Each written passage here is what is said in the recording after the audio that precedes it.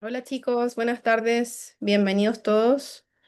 No sé si me escuchan bien, ¿me pueden como alguien confirmar en el chat?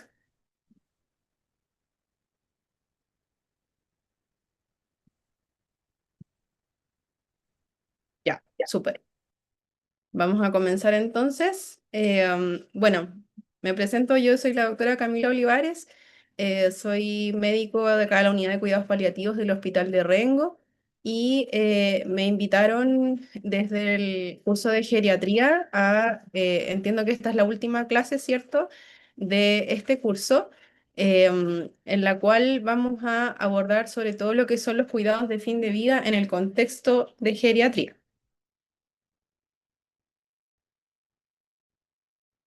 Como definición, bueno, ya tuvimos una breve clase, ¿cierto?, de lo que son los cuidados paliativos en tercer año de medicina, pero más que nada para recordarles que la definición de los cuidados paliativos es un enfoque de atención que busca mejorar la calidad de vida de los pacientes y sus familias cuando ellos están enfrentando problemas asociados con enfermedades que pueden ser potencialmente mortales. Y esto incluye un enfoque más integral, ¿cierto? Con la prevención y el alivio del sufrimiento, identificando los síntomas, evaluando y tratando el dolor, ¿cierto? Y otros problemas físicos, psicosociales y espirituales que siempre traen asociados a la etapa del final de la vida. Ahora, es como de cuidados paliativos y geriatría puede sonar un poco como redundante quizás, pero no debemos olvidar que la curva de mortalidad, el riesgo de tener enfermedades mortales y enfermedades graves se establece en todo el ciclo vital, si bien obviamente no es igual en todas las edades, pero hay una distribución más bien como en J, y esta es la curva de mortalidad general según sexo y edad en Chile. Siempre es más riesgoso el tener una enfermedad grave asociada a mortalidad durante el primer año de vida y luego esa curva va disminuyendo, ¿cierto? Hasta alcanzar la etapa de personas mayores, ¿cierto? Mayores de 65, donde se vuelve a elevar significativamente la mortalidad, ¿ya? Por lo tanto, geriatría y cuidados paliativos son especialidades que si bien muchas veces se dice que son como especialidades primas, tienen muchos puntos de encuentro y objetivos comunes, pero cuidados paliativos sí nosotros tratamos pacientes de todas las edades, incluso cuidados paliativos perinatales o de el inicio de la vida. Ahora, para comenzar, vamos a comenzar la presentación con un caso clínico y siempre yo hago como el disclosure de que cuando ponemos casos clínicos son todos reales, son todos de pacientes que hemos visto en nuestro hospital. Este es el caso de la señora María, obviamente no se llamaba así, pero ella tenía 73 años y nos llamaron a evaluarla en su domicilio porque se había pesquisado recientemente un hepatocarcinoma metastásico en una hospitalización prolongada. Ella había estado 3 meses hospitalizada ya. Y en realidad todo esto partió de una sepsis foco-pulmonar que fue resuelta cuando se pesquisó esta condición. Ahora, siempre nos pasa, o es muy frecuentemente nos pasa, que antes de entrar al domicilio, ¿cierto? Sale como corriendo la hija hacia afuera y nos pide que por favor, no le digamos nada a su mamá sobre el diagnóstico porque como familia nosotros ya decidimos que no le vamos a decir lo que tiene porque la conocemos y apenas sepa se nos va a ir para abajo. Ahora, la señora María, entre medio de todo esto, había sido evaluada por oncólogo en sistema, pero durante esa consulta ella tiene su hipoacusia, entonces no pudo escuchar bien al médico. Y durante esa consulta, perdón que sigo admitiendo gente en la sala de espera. Durante esa consulta ella no pudo como escuchar al médico lo que decía y junto con su familia, el médico y su familia como que determinaron que en realidad la señora no se iba a hacer quimioterapia, tampoco era candidata por su fragilidad y tenía muchos riesgos asociados a su beneficio y escaso, no sé, perdón, muchos riesgos asociados a su fragilidad y, mucho, y poco beneficio. Entonces, cuando nosotros la fuimos a conocer, ella ya tenía muchos signos de enfermedad avanzada, tenía dolor abdominal que ya no estaba respondiendo a la analgesia habitual y con pérdida de peso rápidamente progresiva. Además tenía anorexia, ictericia, prurito, ¿cierto? Y la paciente no tenía antecedentes de deterioro cognitivo previos, pero sí tenía como algunos episodios que la familia había empezado a referir como de desorientación y que ellos se habían dado cuenta que eran sobre todo cuando ella tenía más dolor. Entonces, esta presentación quiero dividirla como en cuatro secciones, ¿cierto? Vamos a partir hablando de lo que nosotros hacemos desde los cuidados paliativos en personas mayores para el manejo sintomático cuando estamos en etapas de fin de vida, abordando los problemas que frecuentemente la familia tiene dudas y nos plantean durante las visitas. También hablando sobre los aspectos comunicacionales de estas atenciones y el marco legal brevemente. Y también un cierre de caso y conclusiones. Les pido disculpas desde ya si me da algún ataque de tos porque estoy un poco resfriada. Así que voy a tomar agua frecuentemente. Ahora, vamos a comenzar hablando, ¿cierto?, del manejo sintomático y tenemos que partir pensando que estos son pacientes que en general tienen alta carga sintomática, escaso beneficio como en sobrevida de la mayoría de los tratamientos, pero sí, lo que sí nos tiene que ser nuestra prioridad en estos casos es el confort de los usuarios, ¿ya? Eh, y suele ser también como el foco principal tanto de los pacientes como las familias cuando tienen enfermedades avanzadas. Em, y para hacer como una evaluación general, yo sé que en geriatría ustedes han visto ya muchas escalas, ¿cierto? Pero algo que nosotros siempre usamos en cuidados paliativos es la herramienta ESAS o escala de Edmonton, que hace como un tamizaje de los síntomas que principalmente afectan la calidad de vida de los usuarios. Y la primera pregunta siempre es si el paciente tiene dolor, ¿ya? Todos los síntomas son evaluados en una escala visual del 0 al 10, ¿cierto? También nosotros a veces lo hacemos en términos como absolutos primero, como para hacer el tamizaje, si tiene dolor, cansancio, náuseas, tristeza, ansiedad, somnolencia, disnea, apetito, bienestar, dificultades para dormir, ¿ya? Y luego que ellos nos dicen que tienen alguna de estas molestias, nosotros vamos ahondando más profundamente en cada una de ellas, ¿ya? Ahora, ¿por qué el dolor siempre es como el síntoma central? Porque suele ser el que mayormente afecta la calidad de vida de las personas y sobre todo cuando es dolor severo, afecta otras esferas sintomáticas también. Es decir, la mayoría de los usuarios, si tienen dolor, van a tener mal apetito, si tienen dolor, van a tener menos funcionalidad, si tienen dolor, van a tener peor ánimo. Por lo tanto, suele ser como lo que nosotros nos enfocamos como primera aproximación. Y primero tenemos que pensar en la intensidad del dolor. Clásicamente lo que usamos como primera aproximación, ¿cierto? Es la escala EVA, que todos ustedes la conocen bien, ¿cierto? Em, Siempre la usamos, sin embargo, sabemos que tiene un componente subjetivo y que también tiene algunas barreras, sobre todo en las personas mayores, ¿ya? No todos los usuarios, por ejemplo, en nuestra región, no todos entienden lo que es una escala visual análoga como numérica. No todos entienden a la primera como esta referencia del 0 al 10.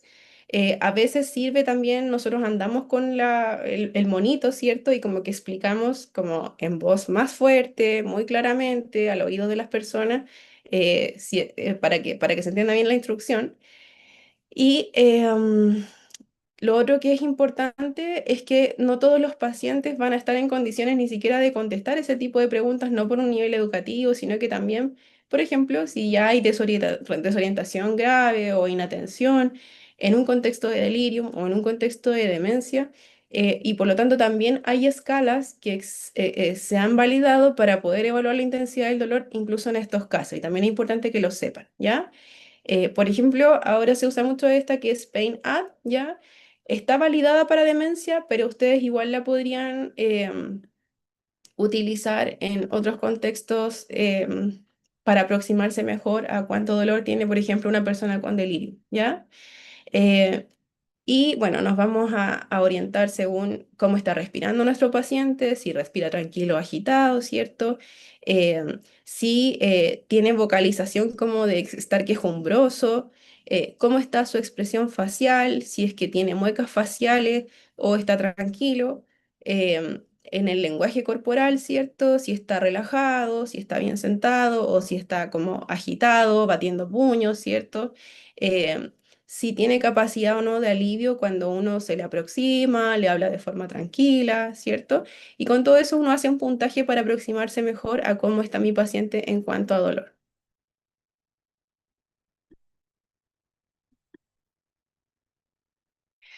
Ahora, sabemos que el dolor es un tema súper amplio. Hemos tenido algunas aproximaciones en otros años de la carrera, ¿cierto?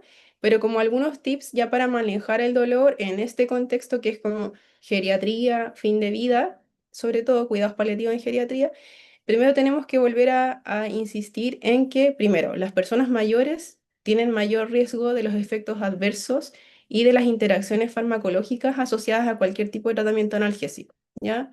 Entonces, cuando ustedes les dicen, no sé, po, del 100% de los pacientes, un 5% va a desarrollar hemorragia digestiva en relación a AINES, por ejemplo, casi todo ese 5% va a ser personas mayores. Entonces, tenemos que pensar que probablemente en este grupo, a persona mayor con enfermedades graves, ese porcentaje es mucho mayor, ¿ya? Por lo tanto, en general, por ejemplo, los AINES deberíamos evitarlos en este grupo y si los vamos a utilizar, tiene que ser como con una valoración muy importante del costo-beneficio y el pulso más corto posible de AINES. Em, Luego, cuando el dolor ya es más crónico, leve o moderado, vamos a preferir medicamentos más inocuos como el paracetamol o el metamizol. El paracetamol en dolor osteomuscular y el metamizol en dolor visceral van a ser súper buenas herramientas, sobre todo porque se pueden usar a más largo plazo sin riesgo de daño renal. El metamizol, sobre todo, es bastante bien tolerado y nos va a permitir, si es que el paciente no se hipotensa, que es como el mayor riesgo que tiene, dar analgesia de forma más prolongada. Ahora, si el paciente tiene dolor severo, tenemos que usar opioides, ¿ya? Pero siempre que usemos opioides en personas mayores, también tenemos que hacerlo en titulación lenta, vigilando los efectos adversos. Y siempre considerar, lo digo siempre cuando hablo de dolor, ¿cierto? Que el manejo ojalá sea con interdisciplinario, si es que nos ayuda el kine, si es que nos ayudamos con otro tipo de profesionales, si es que hay crisis de ansiedad asociada, ayudarnos con la psicóloga, ¿cierto? A ver las medidas posturales, si es que hay alguien que le puede hacer quizá un masajito en casa, cualquier cosa no farmacológica que no haga daño asociado a fármacos y que ayude con el dolor es bienvenido. Ahora, eh, cuando el dolor es oncológico y es moderado a severo, o tenemos dolor moderado a severo en un proceso de fin de vida por cualquier causa, o hay refractaria en contexto de fin de vida, los opioides igual van a ser la primera línea, ¿ya? Pero siempre teniendo en consideración que, como sabemos, los opioides pueden causar náuseas y estreñimiento y esa incidencia es mucho mayor en las personas mayores, ¿ya? Y también algunos efectos adversos como la somnolencia y la exacerbación o gatillante de delirium va a ser más frecuente en las personas mayores también. El tramadol se puede utilizar en las personas mayores que lo toleran bien, ya titulando también desde una dosis baja, ojalá 25 o 30 miligramos, ya, y considerando que el tramadol es un opioide con dosis techo, a diferencia de los demás, y se pueden usar en adultos sanos hasta 400 miligramos, pero en personas mayores esto baja a 300 miligramos y 200 si es que falla renal, ¿ya? Ojalá que no lo utilicemos con antecedentes de falla hepática. Ahora, la morfina y la buprenorfina y el fentanilo se pueden utilizar en dolor severo con la misma condición, titular y vigilar los efectos adversos. Y considerar que cuando una persona está en situación de últimos días es probable que pueda perder la vía oral, ¿cierto? Y vamos a preferir la vía subcutánea o endovenosa. Si van surgiendo dudas, igual los pueden ir dejando anotaditas en el chat. Eso en cuanto al dolor, unas palabritas también sobre disnea, ¿ya? Cuando tenemos un paciente que está con una enfermedad grave y que está con disnea, igual hay que siempre pensar y descartar en las causas agudas, ¿ya? Aunque mi paciente tenga un cáncer con metas pulmonares, o aunque mi paciente ya sabíamos que tenía un EPOC, si un paciente te refiere que hay un quiebre clínico en su disnea, hay que pensar qué fue lo que causó primero ese quiebre clínico. ¿No será que mi paciente está con una infección, está con un derrame pleural, está con ascitis masiva, está con anemia severa, se obstruyó la vía aérea? Cualquiera de esas situaciones requiere darle una vuelta, si es posible solucionar algo, solucionarlo, derivar al paciente, servicio de urgencias, dependiendo de las condiciones y de las decisiones de la familia también, ¿ya? Ahora, si este paciente ya sabemos que está en una situación de fin de vida en la cual no hay muchas más medidas que nos puedan ayudar a solucionar los problemas, igual hay manejos específicos para la disnea que pueden ayudar, ¿ya?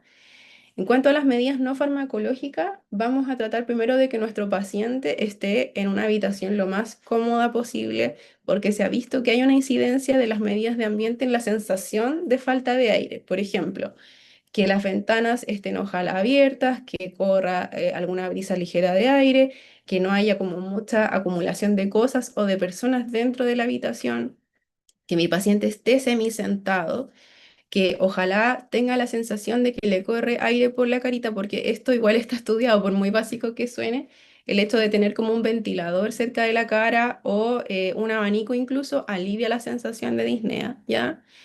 Y considerar igual la oxigenoterapia paliativa independiente de que el paciente tenga o no daño parenquimatoso pulmonar, porque muchas veces son varias las causas que no permiten que el paciente respire bien. Por ejemplo, una CT atención, ¿ya?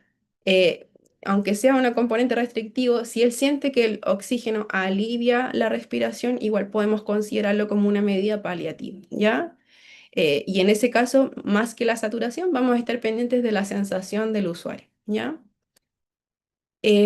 Luego, pensar en los fármacos, sobre todo como dependiendo de la causa de la disnea, pero si hay un componente obstructivo, igual nos van a ayudar los inhaladores, los corticoides por distintas vías también pueden ayudar con la disnea. Eh, la morfina, sobre todo como en un contexto de disnea refractaria en situación de fin de vida, es bastante buena, por ejemplo, para los pacientes con fibrosis pulmonar en estado terminal y en general con disnea de origen oncológico que ha sido refractaria a otros tratamientos, también es bastante buena la morfina, incluso en dosis bajas pero frecuentes. Las benzodiazepinas también tendrían un rol en disnea. Yo sé que a los geriatras esto les puede dar un poquito de, de ataque, pero hablando de un contexto ya de paciente que está en fin de vida, las benzodiazepinas podrían ayudar sobre todo cuando se asocia mucho al circuito como disnea, ansiedad, ansiedad produce dinero, ¿ya? Entonces las benzodiazepinas pueden ayudar en algunas dosis como a disminuir esa sensación de ansiedad que contribuye a la disnea. Y por último, casos de pacientes que están falleciendo de frentón con una disnea refractaria. Igual, esta es una indicación importante de sedación paliativa y más a ahondar en eso lo veremos en el módulo de paliativos en quinto año.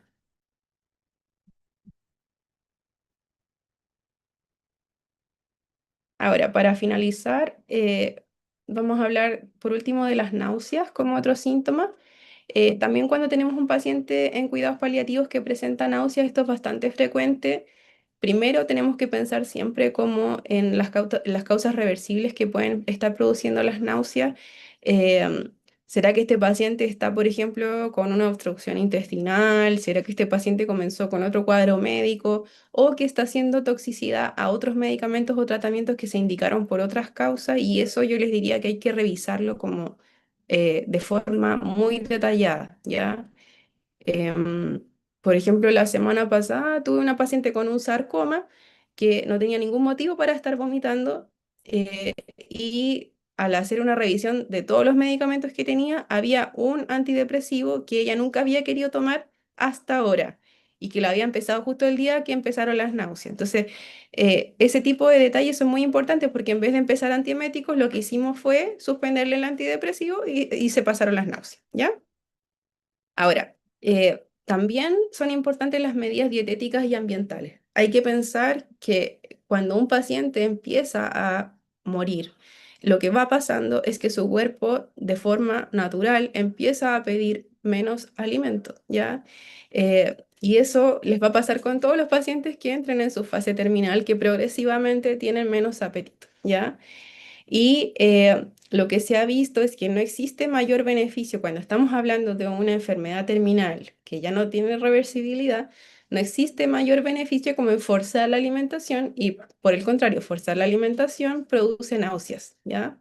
Entonces muchas veces como una educación a la familia en torno a esto es suficiente para ajustar la ingesta y que desaparezcan los vómitos, ¿ya?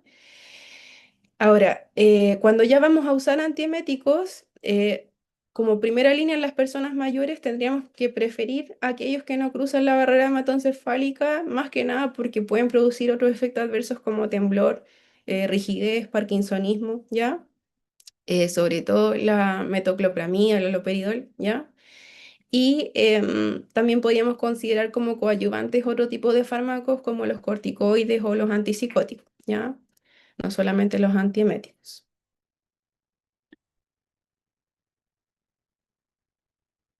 Acá, listo.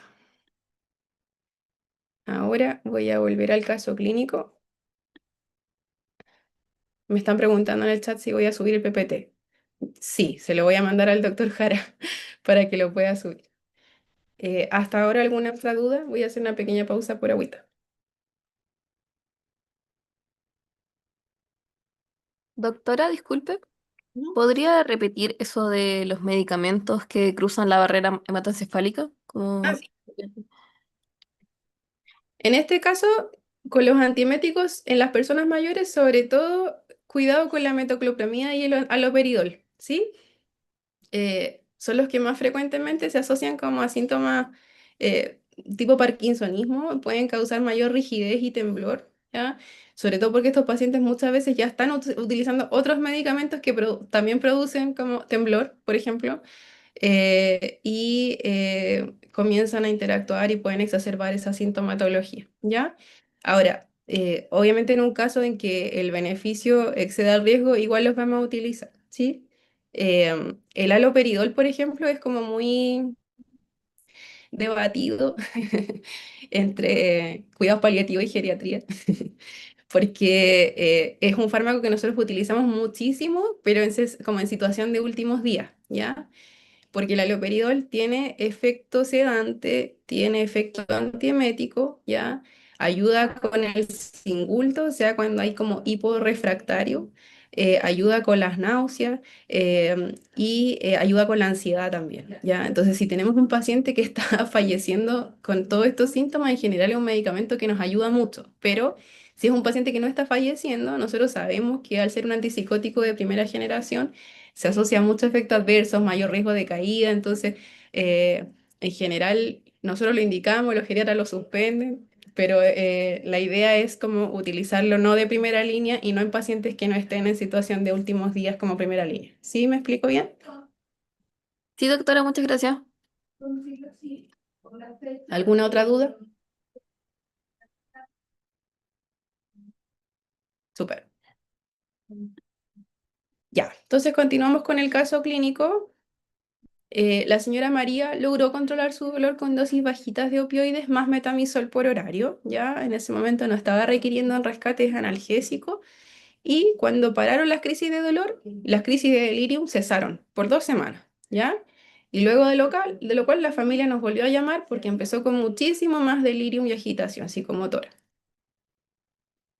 Entonces, cuando hablamos del delirium, primero en nuestro paciente es bastante frecuente, ¿ya? Es de predominio mixto, es decir, alternan como periodos de hiperactivo, hipoactivo, ¿ya? Pero cuando tenemos un paciente que está debutando con delirium, en geriatría ustedes ya lo vieron, ¿cierto? Lo primero que tenemos que buscar igual son causas reversibles, ¿ya? Nuestros pacientes en general muy frecuentemente presentan retención urinaria, sobre todo cuando están con opioides en dosis más alta, y fecalomas también, porque como todos sabemos, la dismovilidad, los opioides, todos producen constipación, por lo tanto es un problema frecuente. Las crisis de dolor, que ya lo habíamos conversado, ¿cierto? Y infecciones y todas las otras causas que ustedes ya vieron como gatillantes de delirio. Ahora, las causas irreversibles de delirium también son frecuentes en situación de últimos días, por lo tanto, a veces se vuelve persistente, ¿ya? Y en ese caso también tenemos que considerar como primera línea el manejo ambiental, ¿cierto? Cuando tenemos un paciente que está desorientado, ya sea hiper o hipoactivo, ustedes ya saben que es importante, ¿cierto? Que mantengan sus rutinas, que en la casa se vea la diferencia entre el día y en la noche, que me imagino que lo han visto, ¿cierto? Los apoyos visuales, los calendarios. Cuando nos acercamos sobre todo a un paciente agitado, tratar de no agitarnos nosotros con ellos, sino que mantener una voz calma, eh, intentar como darle la razón, le decimos a la familia o seguirle la onda en lo que ellos están diciendo Y ese tipo de medidas suelen ser suficientes en la mayoría de los casos para tranquilizar al paciente, ¿ya? Ahora, si el delirium es hiperactivo y es un fenómeno desagradable o peligroso para el paciente, nosotros igual sugerimos el manejo farmacológico y en ese caso podemos utilizar los antipsicóticos igual o incluso las benzodiazepinas, sobre todo en pacientes que están en situación de últimos días. Esto de la contención, ustedes lo han visto, me imagino, también en sala. Nosotros en cuidados paliativos prácticamente nunca sugerimos la contención en domicilio y la verdad es que con la mayoría de los medios que hayamos conversado casi nunca es necesario tampoco.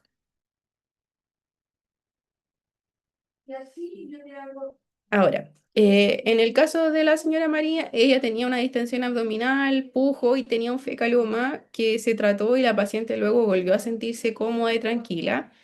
Eh, y una vez que ya manejamos eso, manejamos el dolor, eh, ella se veía cómoda, sin embargo, luego pasaron los días y su apetito seguía en franca disminución, ¿ya?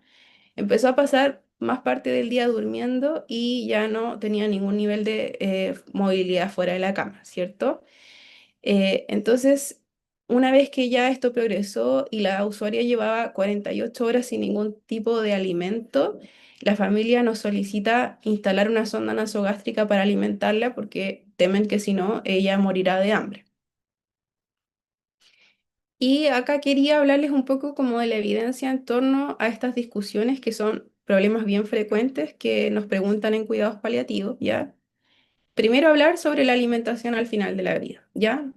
Algo les había mencionado anteriormente, pero la dificultad o la incapacidad para la ingesta son características de la fase final de vida, ¿ya? Y esto es a medida que el cuerpo requiere un menor aporte energético, la verdad es que pide menos alimento y la familia lo entiende bastante cuando uno usa ejemplos de ese tipo, ¿ya? Eh, y el problema es que eso comienza a producir una serie de alteraciones que bajan el nivel de conciencia y cuando las familias forzan la alimentación en esta etapa, sobre todo en un paciente semiconsciente que no puede tragar bien, podemos producir broncoaspiración, ¿ya? Y esto tiene que explicarse detenidamente a la familia y hay que sentarse un ratito a conversar de esto, ¿ya? De hecho, la mayoría de, de los reclamos quizás que les pueden poner si ustedes son parte de un equipo de dismovilizado o de paliativo, es como, y lo dejaron morir de hambre y no le pusieron la sonda. Y es algo bastante repetitivo, ¿ya? Es un tema cultural también. Eh, entonces, cuando explicamos esto en términos de qué es lo que le ayuda al paciente, se ha visto que esto no es de ayuda y por el contrario puede hacerle un daño al paciente forzar la alimentación, las familias en general comprenden bastante bien, ¿ya? Y lo que hacemos entonces es que vamos adaptando la dieta al nivel de conciencia del paciente. Nunca le decimos a la familia como sabe que no, nunca más le dé nada, porque si el paciente es capaz de despertar un ratito, es capaz de sentarse en la cama y acepta pequeños volúmenes de un heladito, una jalea, igual eso se puede ofrecer en esas condiciones, ¿ya? Y lo que sí es que tenemos que ser bastante claros nosotros en que la nutrición enteral o parenteral, sonda nasogástrica, gastrostomía no debe iniciarse en fase de fin de vida, sobre todo cuando no es un puente a otro tratamiento o manejo activo, ¿ya? Eh, y como les decía, pequeñas cantidades de comida o bebida, cuando el paciente las pueda ingerir, pueden ser suficientes o adecuadas para mantener su bienestar y la sensación de la familia de que lo siguen alimentando, ¿ya?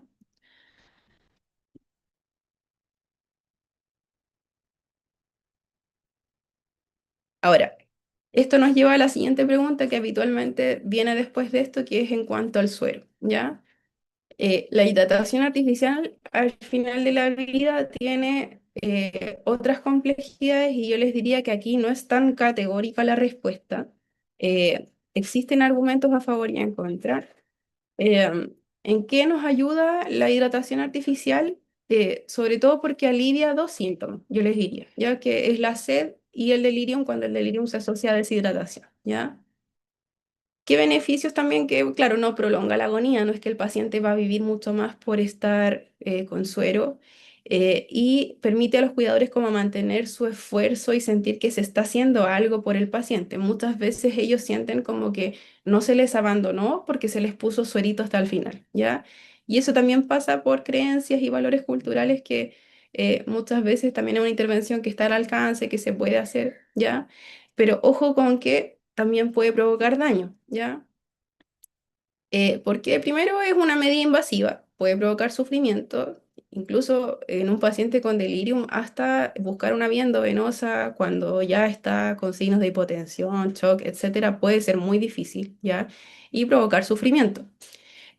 También, ojo, porque hay pacientes que están encharcados, que están acumulando fluido, están llenos de secreciones bronquiales, están con derrame pleural, edema, citis, y esos síntomas van a empeorar si les sobrecargamos de volumen de forma innecesaria, ¿ya?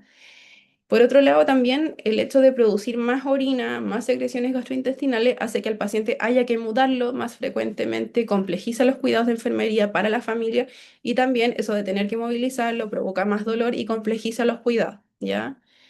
Eh, y por último, también es interesante esta discusión porque finalmente parte de la forma, entre comillas, como natural de morir es con deshidratación, ¿ya? Y esto es como parte de un proceso fisiológico también. Eh, Porque la deshidratación disminuye el nivel de conciencia y eso alivia el sufrimiento también, ¿ya? Entonces, ojo ahí porque también el hidratar puede aumentar el nivel de alerta y no muchas veces eso es lo que pacientes desean o lo que más les puede ayudar, ¿ya? O sea, es una discusión interesante. Yo les diría que nosotros a veces indicamos suero a los pacientes que van a morir, pero son casos seleccionados donde ya detectamos que no vamos a provocar acumulación de fluidos, que no hay edema, citis ni otros síntomas de ese tipo. Y obviamente sí en pacientes que pierden tempranamente la habilidad de tragar.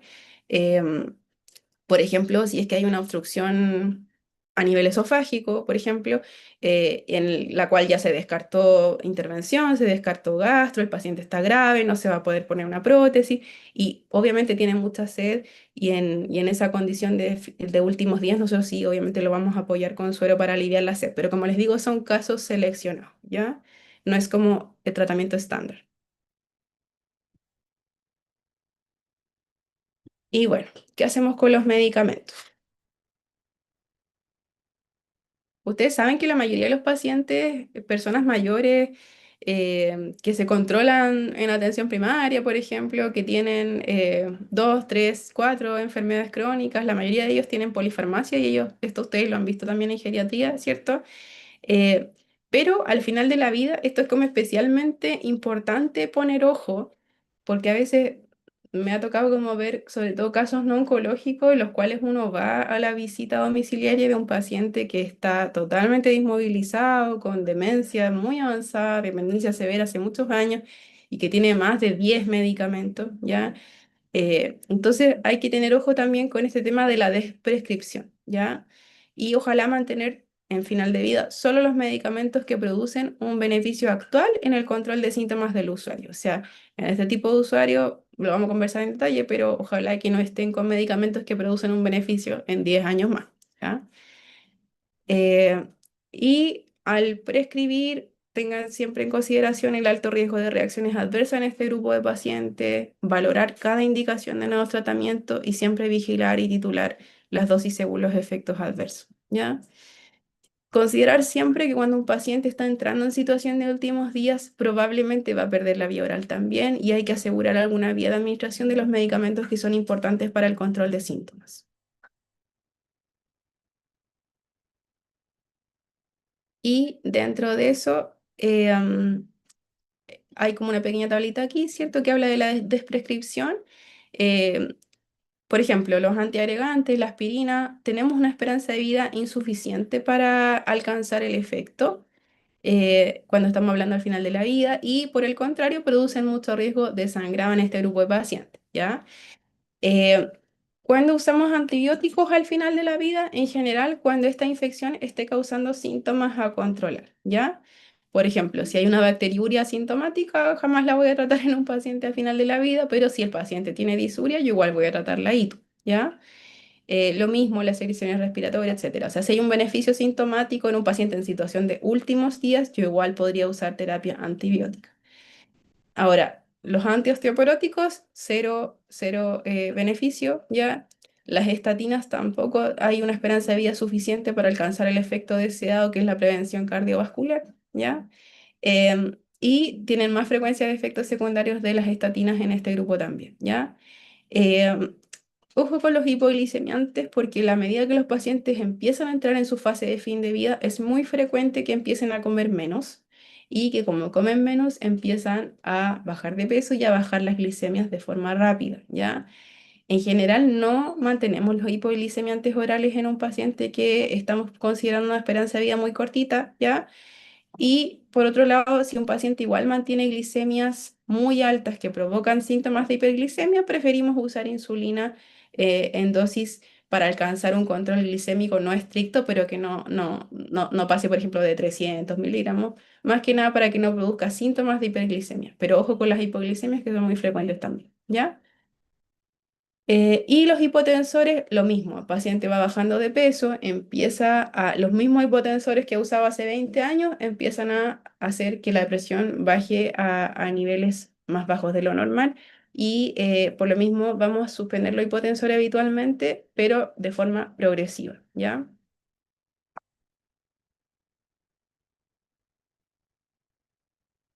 Luego, vamos a pasar a la última parte que tiene que ver más con los aspectos comunicacionales con la familia y los usuarios. Por ejemplo, en este caso, había una conspiración de silencio. No sé si ustedes habían escuchado ese término antes. ¿Alguien puede como abrir el micrófono y contarme?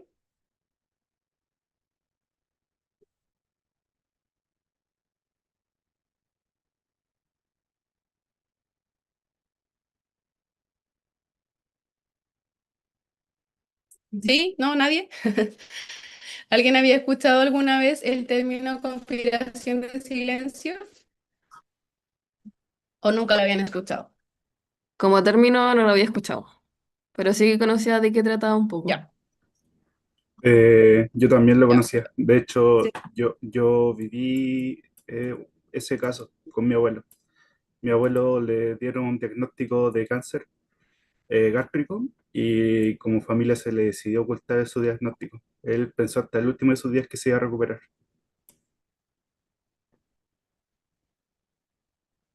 Gracias por compartir, Vicente. Sabes que es súper frecuente y quise tocarlo en esta clase porque además es muy frecuente en Latinoamérica con personas mayores, ¿ya? Si uno busca literatura de la conspiración de silencio, que es un acuerdo implícito o explícito entre la familia y el profesional médico para ocultar o distorsionar la gravedad del diagnóstico o pronóstico, esto está descrito solo en Latinoamérica y solo con pacientes mayores, ¿ya? Entonces me pareció un tema como súper interesante para tratar en esta clase, ya de forma más o menos, pero igual que lo sepan, ¿ya?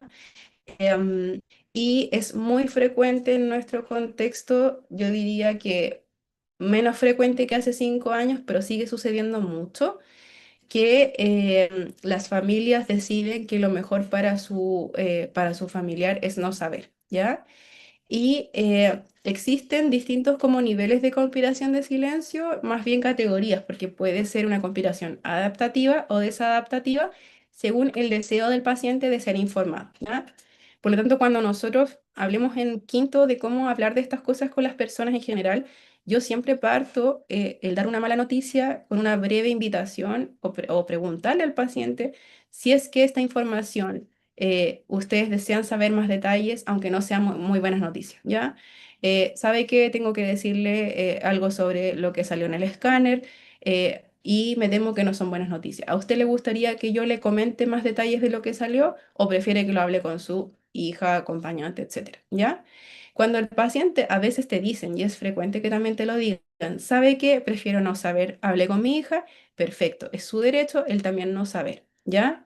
Y para prevenir estas situaciones es importante que todos ustedes, cuando sean médicos, comiencen a poner en práctica también ese tipo de preguntas antes de hablar con las personas, ¿ya?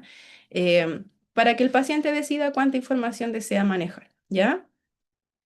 Y ojo también con las barreras, porque como habíamos visto, también es frecuente esta historia como, no, es que ella estaba en el control, pero como no escucha nada, el doctor habló conmigo. Y la abuelita estaba sentada ahí mismo pero nadie le dijo nada. Entonces es complejo, ¿ya? Porque finalmente el foco tiene que estar en el paciente, ¿ya? Así que si el paciente tiene, por ejemplo, hipoacusia uno procura igual hablar más fuerte, sentarse más cerca, mirar al paciente, ¿cierto? Y si uno va a hablar con la familia, pedirle la autorización al paciente también para darle la información a la familia, ¿ya?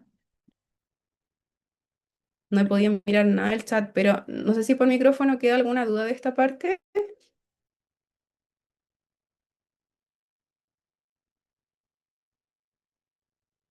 ¿No? Estamos ok. Ya. Y bueno, recuerden que esto es un derecho del paciente, ¿ya? El saber sobre su diagnóstico y su pronóstico es su derecho legal.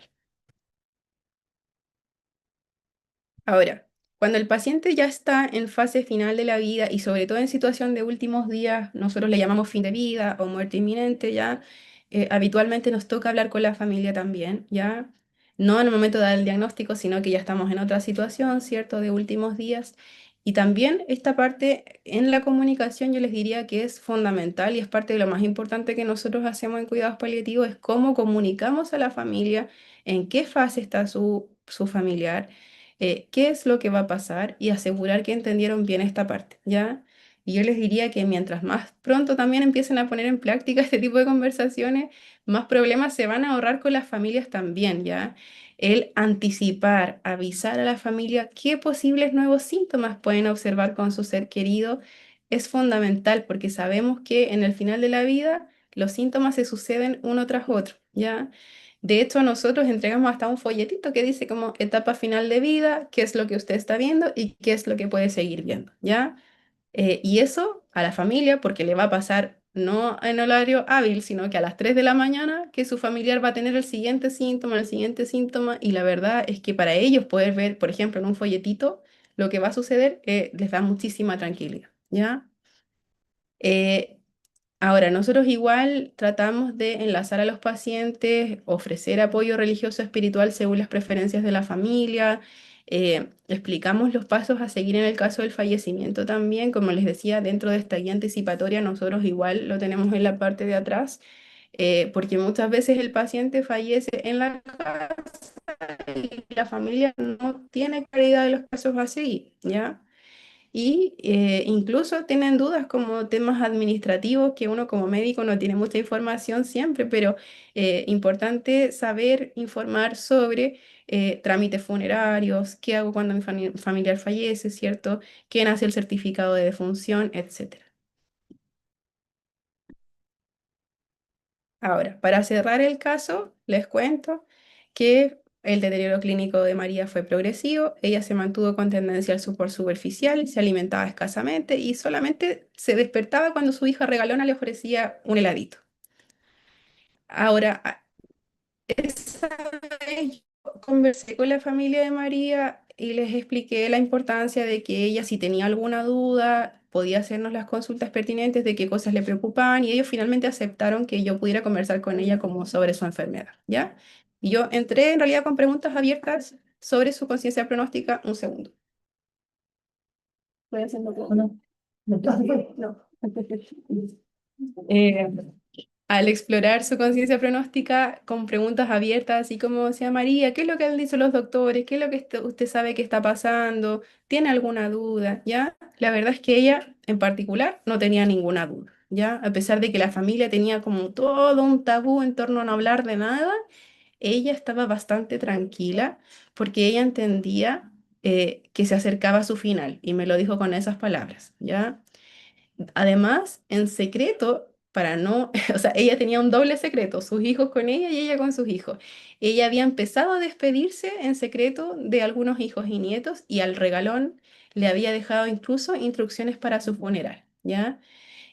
Lo que más me dijo es que estaba muy tranquila con lo que había sido su vida y incluso contenta de haber podido celebrar su último cumpleaños porque lo celebró con sus 25 nietos, ¿ya?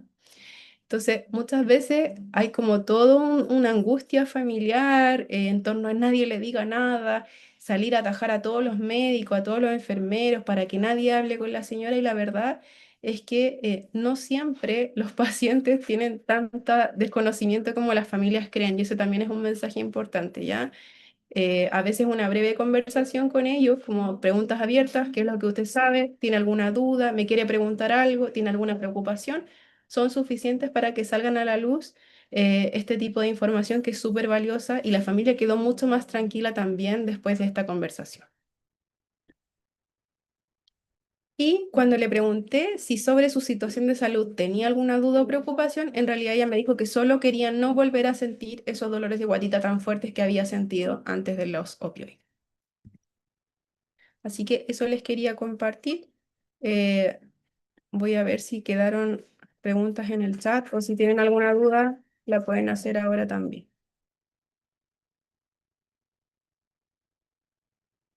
¿Alguna duda por micrófono primero?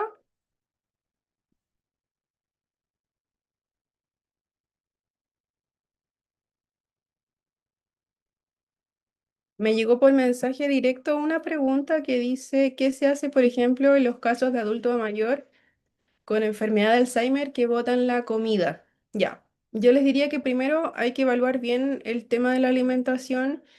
La enfermedad de Alzheimer tiene distintas etapas. Si lo dividimos en GDS-7, cuando ya hay un deterioro total de la función del paciente, no es capaz de alimentarse por sí mismo, no es capaz de hablar palabras coherentes, pasa el 100% del día en la cama. Habitualmente estos pacientes también comienzan un periodo de fin de vida asociado a la enfermedad de Alzheimer que en un momento fue muy discutido como entre médicos este tema de ese es el momento de ponerle una sonda nasogástrica, ¿ya? Pero la verdad es que hoy en día el consenso general entre las sociedades de geriatría y cuidados paliativos es que cuando un paciente con Alzheimer entra en su etapa final de vida no está recomendado el uso de la sonda nasogástrica para forzar la alimentación. También la sonda nasogástrica empeora el delirium, es una medida incómoda, produce sufrimiento y aumenta el riesgo de neumonía aspirativa, ¿ya? Pero también existen como medidas menos invasivas que pueden producir, como yo les decía, que el paciente tenga algún nivel de ingesta más adecuado, buscar distintos sabores, distintos olores, evaluar si quizás con la dilución de sustancias más espesas el paciente come mejor, ¿ya? Ahí se pueden asesorar con la fonoaudióloga, con la Nutri, ¿ya? La idea es que esto igual sea un trabajo interdisciplinario y que la familia comprenda que el paciente también entra en un periodo de fin de vida en el cual progresivamente su ingesta también va a ser menos, ¿ya? Por lo tanto, primero buscar medidas menos invasivas que puedan mejorar la nutrición del paciente sin forzarla con medidas como sondas, ¿sí? Hola doctora, quería preguntar qué pasa cuando el equipo médico decide la orden de no resucitación pertinente al caso sin consultar a la familia, cuando lo deciden con un equipo interdisciplinario. Ya, deme un segundito. Voy a abrir acá, para mí que hace mucho calor. Sí, sí. ¿Te vas a ya? Ah, ya. Ok, lo que yo entiendo es que me están consultando acá por la adecuación del esfuerzo terapéutico, ¿ya? Primera cosa, el no resucitar no es un consenso mundial y que en todo el mundo se hace igual, ¿ya? Ya. Eh, por ejemplo, en Chile es legal que el equipo médico decida que un paciente no se beneficia de medidas más invasivas, ¿ya?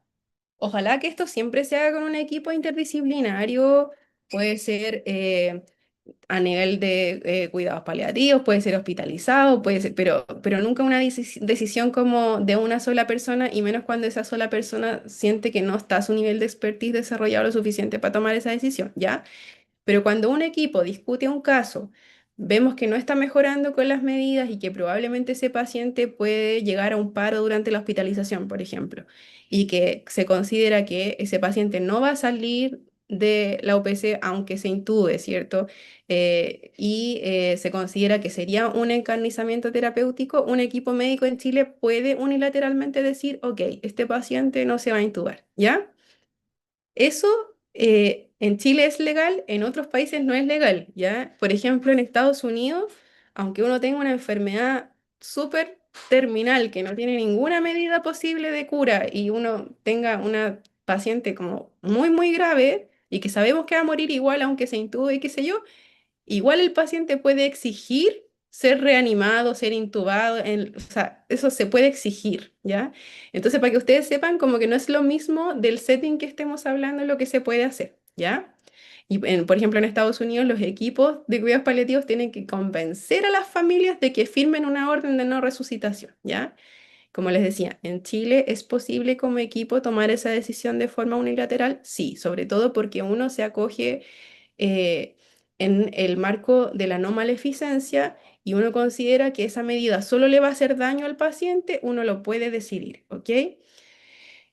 ¿Qué es lo más recomendado? Que igual se discuta entre equipos y familias, ¿ya? Cuando se toma la decisión de adecuar el esfuerzo terapéutico, habitualmente se hace un acto informativo a la familia.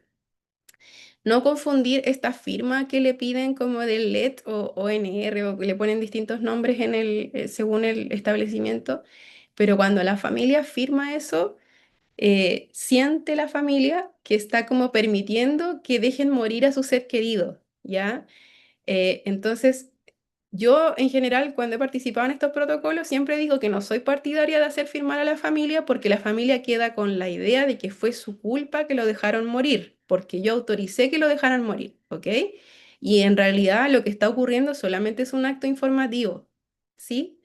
Entonces, cuando uno le dice al familiar, como sabe que su papá está gravísimo, tiene una enfermedad terminal, es probable que hagamos todas las medidas invasivas para entrar en un paro igual y no creemos que sea beneficioso reanimarlo, intubarlo, porque igual está muy grave y no va a salir de ahí. Ese acto es una información, ¿ya? No es que uno le pida permiso a la familia para no reanimar, ¿sí? Entonces, me parece una pregunta súper importante, como que se abre a otro tipo de discusión, pero es importante que sepan que en Chile sí esa decisión la puede tomar el equipo de forma perfectamente legal, ¿ya? Y por el contrario, la mayoría de las familias en la práctica, cuando ven a su familiar en las condiciones que estamos conversando, un paciente con una demencia severa, con una enfermedad muy avanzada, que lleva muchos años de dependencia severa, en general las familias no quieren ese tipo de medidas con su ser querido. Es lo más frecuente es que ellos sí quieran algunas medidas para aliviar el sufrimiento de esas personas, de todas maneras, así como, pucha, si ayuda a ponerle oxígeno, si ayuda a ponerle antibióticos, si ayuda a que lo cuiden en el hospital unos días, sí, ¿ya? Em, pero la mayoría de las familias son bastante comprensivas cuando uno explica bien de por qué la adecuación va a llegar hasta este nivel de esfuerzo y no encarnizamiento terapéutico con los pacientes. ¿Sí? No sé si me enredé mucho con la explicación o quedó clarito.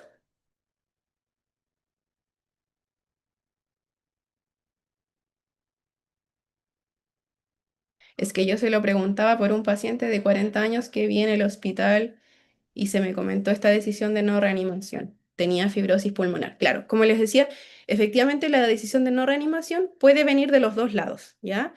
Tanto el equipo puede decidir como no hay nada más que se pueda ofrecer para que esta enfermedad mejore, esto solo va a empeorar, si se llega a parar y lo intubamos, este paciente igual no va a salir en buenas condiciones de un nivel UPC, por lo tanto podemos decidir nosotros adecuar el esfuerzo terapéutico, que ojalá sea conversado con la familia de todas maneras y bien informado. Y por otro lado, los pacientes siempre tienen derecho a rechazar toda medida indicada sobre su cuerpo, y eso también es importante que ustedes lo sepan, ¿ya? Eh, este mismo paciente, 40 años, fibrosis pulmonar, podría decir, ¿sabe qué? Yo tengo esta cuestión hace 20 años, lo he intentado todo, he estado con todo tipo de tratamiento, estoy cansado. Si yo me llego a parar, que no me reanimen, ¿ya? Y él puede dejar eso por escrito, por ejemplo, en un formulario de voluntades anticipadas, que es un formato del MinSal, que es perfectamente legal, ¿ya? Y si el paciente llega a estar en esas condiciones, nosotros tenemos que respetar su voluntad anticipada, ¿ya? Em, Así que esa decisión de no reanimar puede venir tanto por no beneficio de parte del equipo como por rechazo de parte del paciente que puede dejarse incluso por escrito de forma anticipada. Gracias, doctora, me quedó claro. Ya, súper. No sé si hay más dudas que igual me las están mandando por mensaje directo, pero parece que esas eran todas. Ya, súper. Entonces yo les voy a mandar después la presentación con el doctor Jara. Que estén muy bien.